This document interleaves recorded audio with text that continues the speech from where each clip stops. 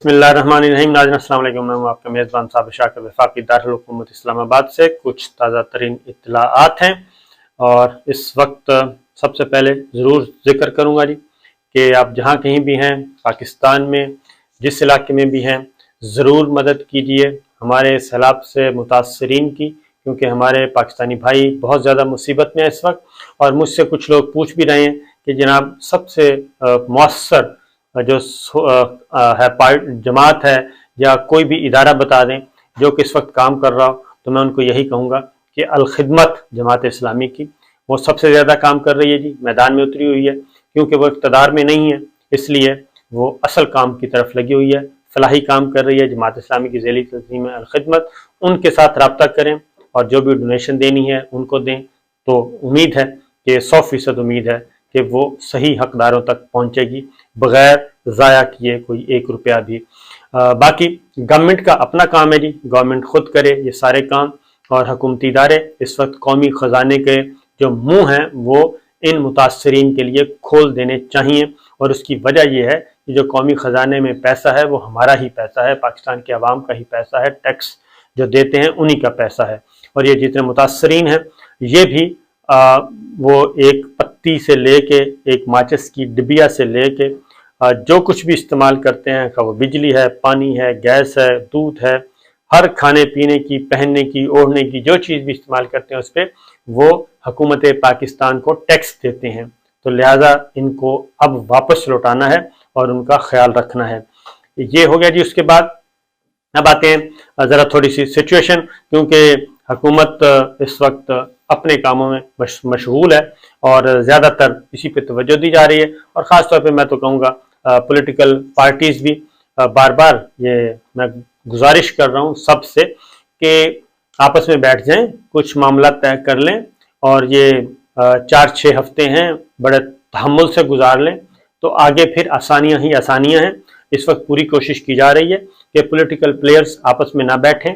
एक दूसरे के साथ बातचीत इनकी शुरू ना हो, टॉकिंग टर्म ना हो, डेडलॉक बरकरार रहे, सियासी इख्तलाफ सियासी दुश्मनी में बदल जाए, एक दूसरे के दुश्मन बन जाएं और एक दूसरे के एक दूसरे को देखने के भी रवादार ना हो। बिल्कुल उसी तरीके से मुझे अच्छी तरह याद है सुप्रीम कोर्ट ऑफ पाकिस्तान में मैं केस रिपोर्ट कर रहा था, SGS कोटकना केस, और जिसमें मोहतरमा बेनज़ीर भुट्टो को, आसिफ अली ज़रदारी साहब को स्विस अकाउंट्स वाला केस था, उसमें उनको गैर हाजिर में सजाएं हुई थी। और वो सुप्रीम कोर्ट में जब पहुंचा तो वहाँ पे जो स्टेटमेंट्स पढ़ के सुनाई देते थे, अब्दुल हफीज़ पीरजादा साहब मरहूम एडवोकेट थे मोहतरमा के और जरदारी साहब के, और फारूक चनाइक साहब होते थे, वो भी उनकी मुआवनत कर रहे थे। तो वो जो कुछ वहाँ पे बयान करते थे तो वो जो साबित करने की कोशिश करते थे वो कहते थे कि जनाब नवाज शरीफ साहब की स्टेटमेंट्स होती थी कि मेरा खून खौल उठता है जब मैं ये भुट्टो ख़ानदान को देखता हूँ, जरदारी ख़ानदान को देखता हूँ, पीपल्स पार्टी को देखता हूँ। तो पीरजादा साहब ये साबित करने की कोशिश करते थे कि ये ज़ाती इंतकाम ज़्यादा है और केस जो मेरिट पे कम बनता है, क्योंकि उनके आपस में तो उस चीज़ को बड़ा देखा गया था। तो इस वक्त भी यही है कि पहले एक दूसरे को जानी दुश्मन बना दो और ये जो पीछे डोरियां हिलाते हैं वो, और उसके बाद जब डेडलॉक हो जाता है उसके बाद फिर कहते हैं आए हम आपका तस्फिया करवाते हैं और फिर सारी चीज़ें खुद अपने पास रख लेते हैं। तो पॉलिटिकल प्लेयर्स इस बात को समझें और 29 नवंबर वाला जो मामला है उसको देखें, आर्मी चीफ की तब्दीली को देखें, बिल्कुल साफ सुथरा नया आर्मी चीफ के लिए नाम फाइनल करें जिसका पॉलिटिक्स से दूर दूर से ताल्लुक़ ना हो, जिसके अज़ाइम प्रोफेशनल हों, सिर्फ प्रोफेशनल अंदाज में, सिर्फ डिफेंस मामलात में पाकिस्तान को देखे, पाकिस्तान की अफवाज को देखे, हमारी जोग्राफियाई सरहदें जो हैं उनको देखे। ऐसे आर्मी चीफ की तलाश करनी चाहिए, ऐसे आर्मी चीफ को लगाना चाहिए, उस पर नाम का इत्तफाक होना चाहिए, जो भी आए वेलकम करना चाहिए, बजाय इसके कि इस पर मुज़ाकरात किए जाएँ कि जनाब आप हमें ये दे दें और हम आपको ये देंगे। ये सारे का सारा ब्लफ है, ये बात ज़हन में रखिए। मैं पहले भी बता चुका हूँ, ब्लफ है और चमड़ी दमड़ी का खेल है। इस चमड़ी दमड़ी के खेल में ना ही इदारों को आना चाहिए, ना ही रियासत को आना चाहिए, और ये इंडिविजुअल्स का खेल चल रहा है। इंडिविजुअल्स के खेल में اداروں کو نہیں آنا چاہیے، اداروں کو اپنا جو ارلی وارن سسٹم ہے اس کو مزید ایکٹیو کرنا چاہیے، ارلی وارننگ سسٹم جو ہے اس کو دیکھیں اور نظریں کھلی رکھیں۔ یہ 4-6 ہفتے بڑے امپورٹنٹ ہیں، یہ قومی مفاد، قومی سلامتی اور پاکستان کا مفاد نہیں، یہ سب کچھ کھیل کھیلا جا رہا ہے ذاتی مفاد، ذاتی انار، ذاتی انتقام، چمڑی دمڑی اس پہ۔ اس لیے جی میں تمام سیاستدانوں سے بار بار اپیل کر رہا ہوں کہ خدا کے لیے یہ کام کریں، آپس میں ٹاکنگ ٹنگز پیدا کریں، آپس میں معاملات طے کریں اور اس وقت ڈٹ جائیں،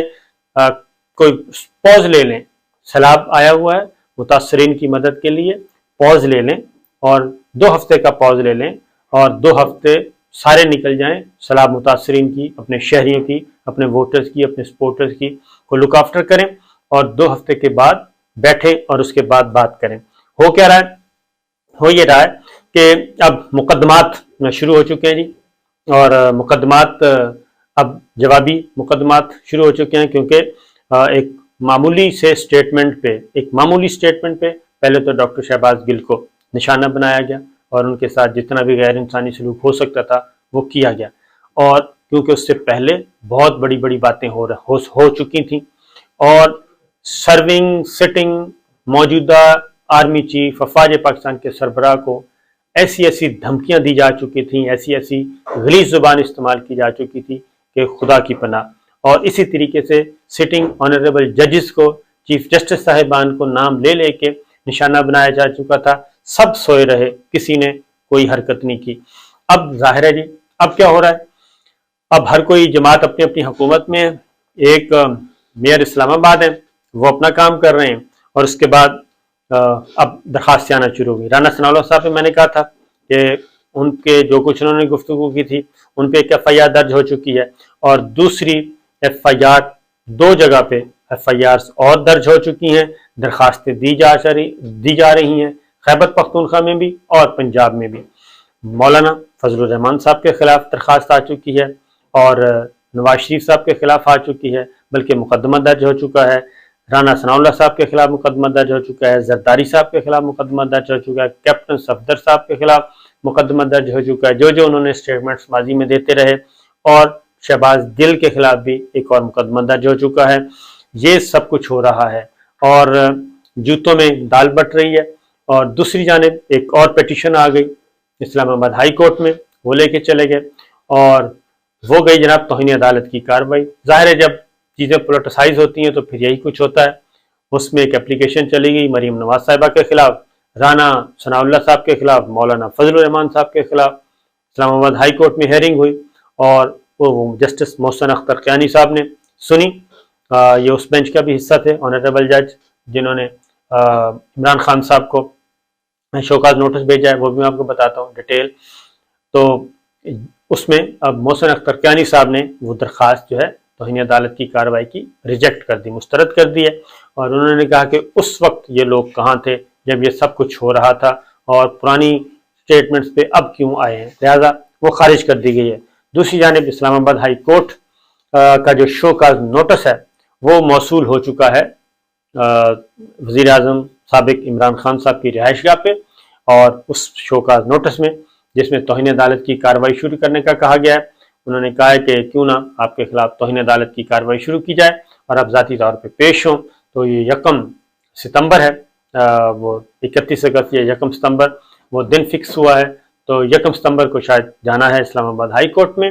اور یہ کیس، اور اس وقت ہوں گے چیف جسٹس اطہر من اللہ صاحب۔ دیکھنا یہ ہے کہ چیف جسٹس اطہر من اللہ صاحب واپس آ چکے ہیں چھٹیاں گزار کے، اور وہ اب کس بینچ کو یہ معاملہ سپرد کرتے ہیں، کیونکہ ماضی میں وہ درگزر کرتے رہے ہیں۔ اب دیکھنا ہے کہ وہ اس ایشو کو کیسے لے کے چلتے ہیں اور یہ آگے کیسے بڑھتا ہے۔ بہرحال معاملہ تلخ ہے، تلخ حقیقتیں ہیں، اور آج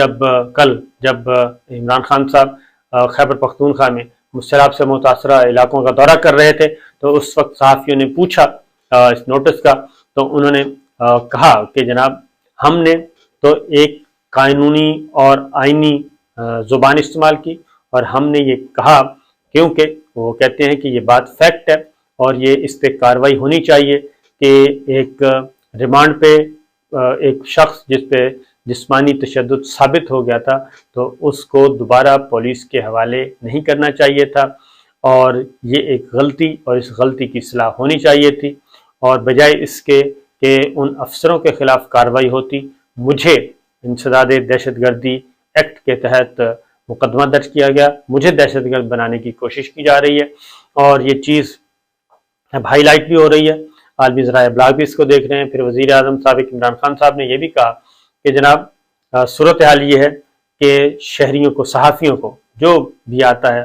اس کو پکڑا جاتا ہے، اس کو تشدد کا نشانہ بنایا جاتا ہے۔ ڈاکٹر شہباز گل کا ذکر کیا، جمیل فاروقی کا ذکر کیا، ارشد شریف کا ذکر کیا، میرا ذکر کیا کہ ہم بیرون ملک جانے پہ مجبور ہیں۔ تو اس طریقے سے یہ سب کچھ ہو رہا ہے، بجائے اس کے کہ اصلاح کی جائے، اور الٹا